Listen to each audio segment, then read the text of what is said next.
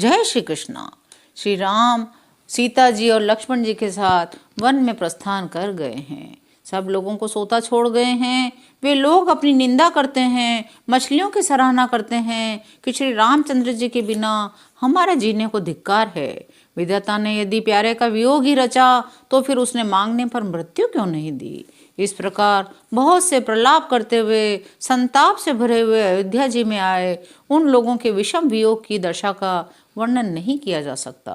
14 साल की अवधि की आशा से ही वे प्राणों को रख रहे हैं। सब स्त्री पुरुष श्री रामचंद्र जी के दर्शन के लिए नियम और व्रत करने लगे।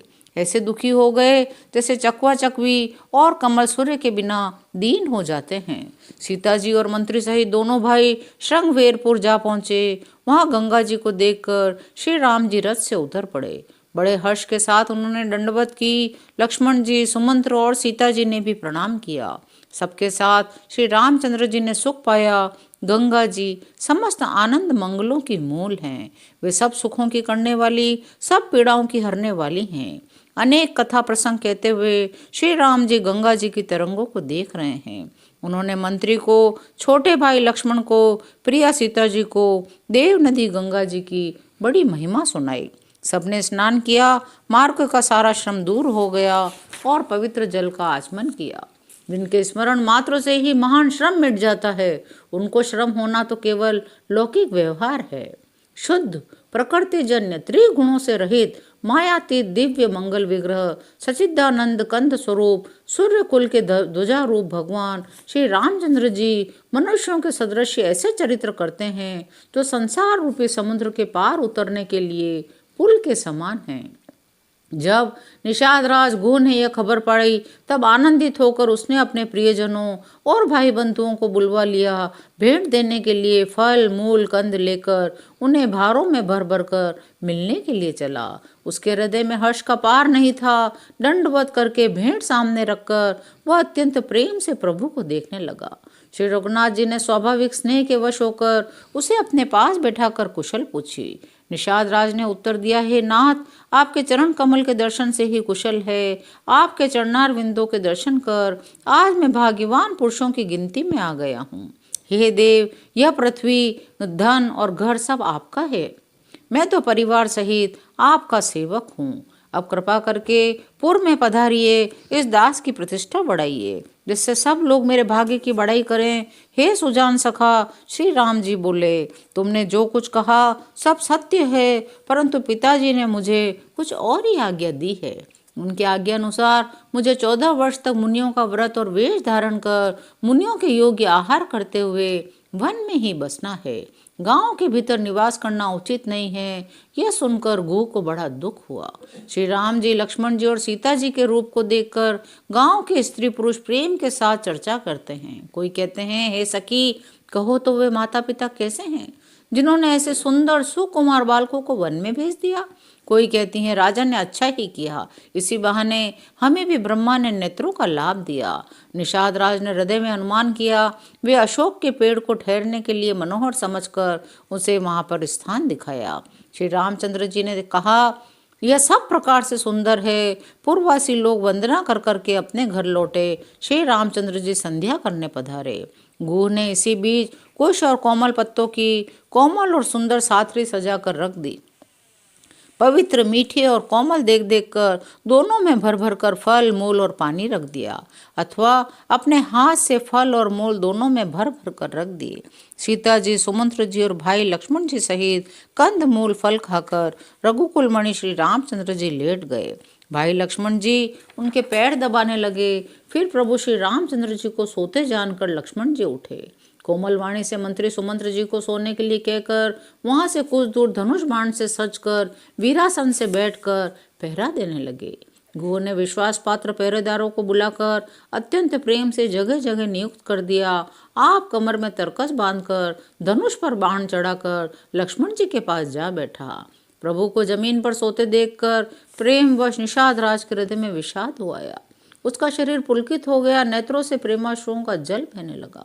वह प्रेम सहित लक्ष्मण जी से वह कहने लगा, महाराज दशरथ जी का महल तो स्वभाव से ही सुंदर है। इंद्र भवन भी जिसकी समानता नहीं पा सकता।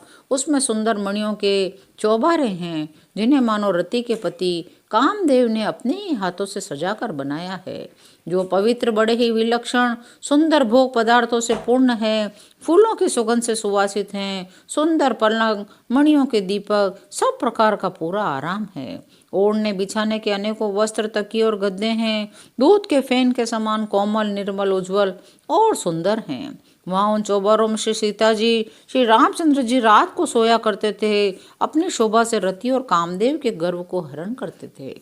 वही श्री सीता जी, श्री राम जी आज घास फूस की साथरी पर थके हुए बिना वस्त्र के ही सोए हैं। ऐसी दशा में वे देखे नहीं जाते। माता पिता, कुटुंबी, पूर्ववासी, प्रजा, मित्र, अच्छे शील स्वभाव के दास और दासियां, सब जिनकी अपने प्राणों की तरह साथ संभार करते थे, वही प्रभु श्री रामचंद्र जी आज पृथ्वी पर सो रहे हैं।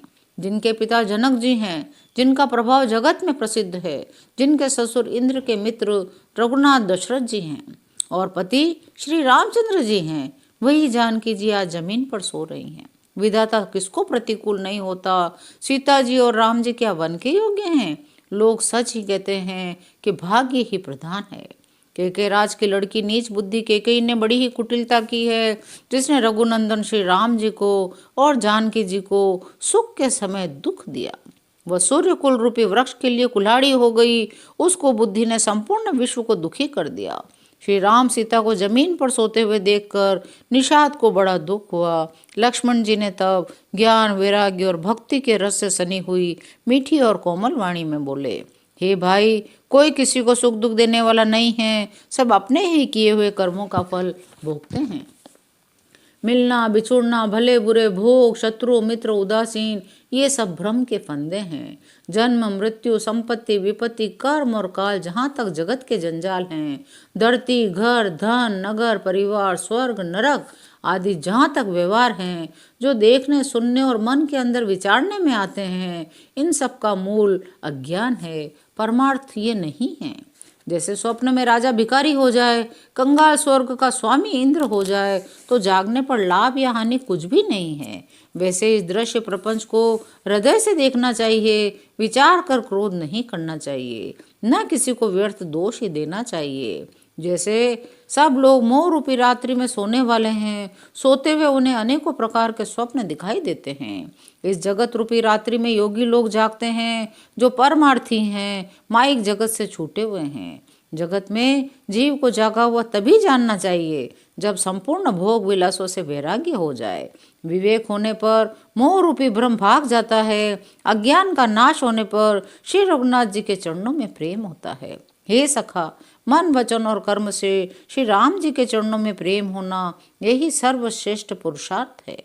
श्री राम जी परमार्थ स्वरूप परम ब्रह्म हैं। वे जानने में न आने वाले, अलग हैं, अनादि, अनुपम, सब विकारों से रहित और भेद शून्य हैं। वेद जिनका नेति नेति कहकर निरूपण करता है। आज की कथा यहीं विराम लेती है, शेष अगले अंकों में। जय श्री राम।